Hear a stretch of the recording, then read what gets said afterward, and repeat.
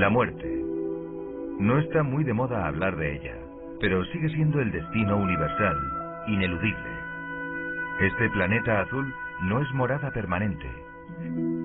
Estamos de paso. No se esconde aquí el secreto de la inmortalidad. Para muchos la muerte es una tragedia. Para otros el entierro, la incineración, es el final. O sea que lo mejor ya pasó. ¿Cómo saben que no viene nada después? ¿Y qué le ocurre al alma? ¿Y al cuerpo? ¿Acaso somos simples animales?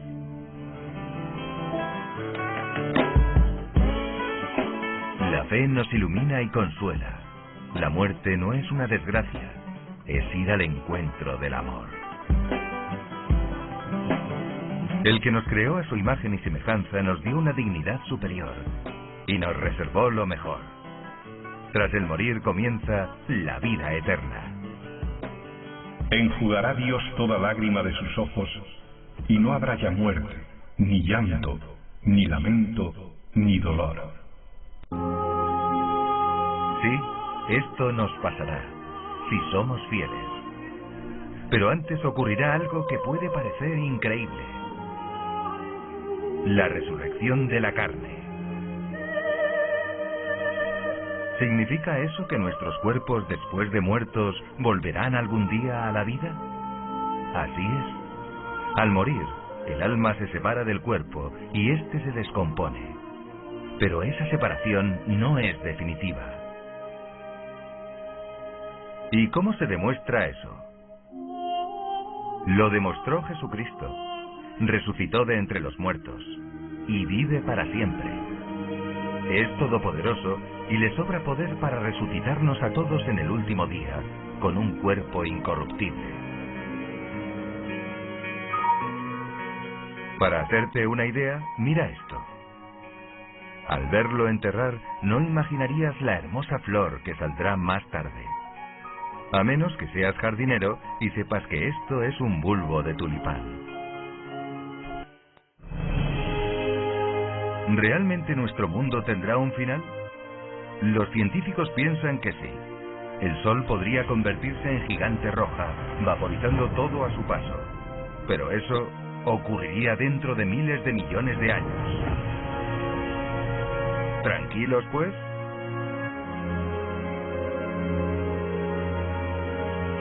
El sol se oscurecerá y la luna no dará su resplandor.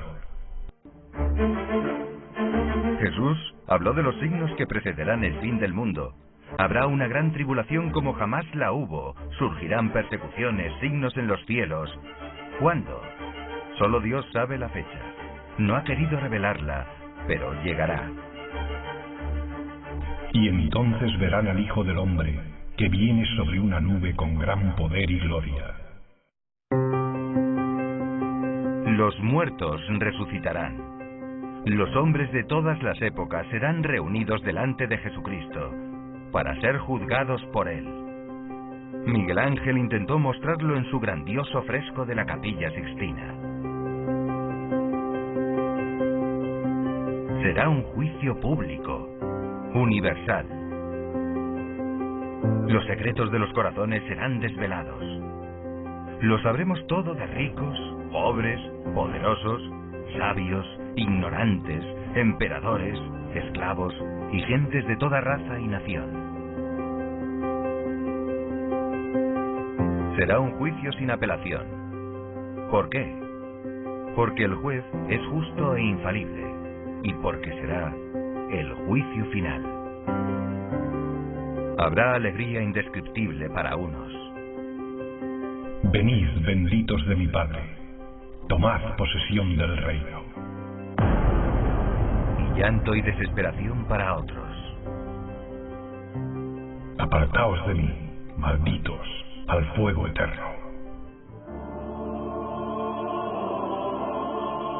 Pero, ¿no habrá antes un juicio particular? Sí, es el juicio de retribución inmediata que recibe cada alma inmortal al separarse del cuerpo. En él, Jesucristo decide, según los méritos de cada uno, si entra en la gloria eterna o si necesita una purificación previa en el purgatorio. Quienes voluntariamente mueren en pecado mortal son condenados al infierno. El juicio final no modificará la sentencia, la hará pública. Entonces cada cuerpo resucitado compartirá la retribución recibida por su alma en el juicio particular. Los que hayan hecho el bien resucitarán para la vida, y los que hayan hecho el mal para la condenación. Ese será el resultado del juicio final. En él, Cristo ratificará la sentencia que dio a cada uno en el juicio particular. Para los justos, en cambio, hay una esperanza cierta. Esperamos unos cielos nuevos y una tierra nueva. Después del juicio final, el universo entero, liberado de la esclavitud del pecado, participará de la gloria de Cristo. ¿Quién poblará esa nueva creación? Los que aman a Dios. Le verán cara a cara. Vivirán en un gozo infinito en comunión de amor con la Santísima Trinidad. Amén. ¿Sabes qué quiere decir esa palabra con la que termina el credo? Significa nuestro sí a lo que confesamos creer, porque confiamos totalmente en quien es el amén definitivo, Cristo, el Señor.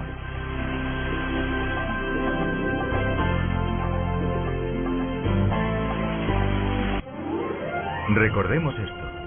Ahora es el tiempo de la misericordia. Entonces será el tiempo de la justicia. Estamos a tiempo de elegir. Nos jugamos la eternidad.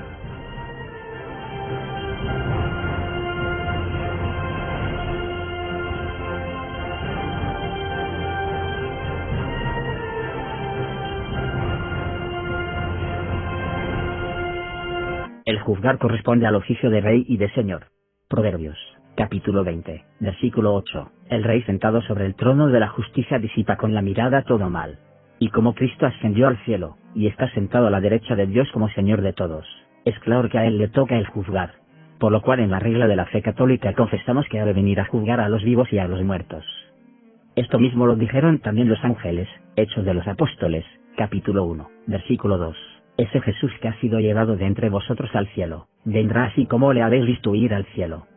Debemos considerar tres cosas acerca de este juicio. Primero, su forma. Segundo, lo que se le debe temer. Tercero, cómo hemos de prepararnos para ese juicio.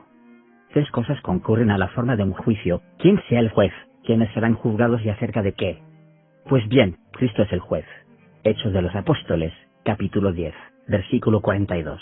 Es el quien ha sido constituido por Dios juez de vivos y muertos, ya sea que tomemos por muertos a los pecadores, y por vivos a los justos, o literalmente por vivos a los que aún vivan a la sazón, y por muertos a cuantos hayan muerto. Él es el juez no solo en cuanto Dios, sino también en cuanto hombre, y esto por tres razones. Primeramente porque es necesario que los que son juzgados vean al juez. Ahora bien, tan deleitable es la divinidad, que nadie puede verla sin gozo, por lo cual ningún condenado podrá verla, porque de lo contrario gozaría. Por lo tanto es necesario que aparezca bajo la forma de hombre, para que sea visto por todos. Juan, capítulo 5, versículo 27, le ha dado poder para juzgar, porque es el Hijo del Hombre. En segundo lugar, porque en cuanto hombre mereció tal oficio. Pues en cuanto hombre fue injustamente juzgado él mismo, por lo cual Dios lo hizo juez de todo el mundo. Job, capítulo 36, versículo 17, tu causa ha sido juzgada como la de un impío, recibirás la culpa y la pena. En tercer lugar, para que, siendo juzgados por un hombre, los hombres cesen de desesperar. Pues si solo Dios fuese el juez, los hombres, aterrados, desesperarían. Lucas, capítulo 21, versículo 27, verán venir al Hijo del Hombre en una nube. Ciertamente serán juzgados cuantos son, fueron y serán. Dice el apóstol en la segunda carta a los Corintios, capítulo 5, versículo 10. Todos hemos de comparecer ante el tribunal de Cristo, para que cada quien reciba lo que es debido a su cuerpo, según el bien o el mal que haya hecho. Según dice San Gregorio, hay una cuádruple diferencia entre los que son juzgados. Desde luego, o son buenos o son malos. Pero entre los malos, algunos, que serán condenados, no serán juzgados, como los que han rechazado la fe, sus acciones no serán examinadas, porque, según Juan, capítulo 3, versículo 18, el que no cree ya está juzgado. Otros, ciertamente, serán condenados y juzgados, como los fieles que mueren en pecado mortal.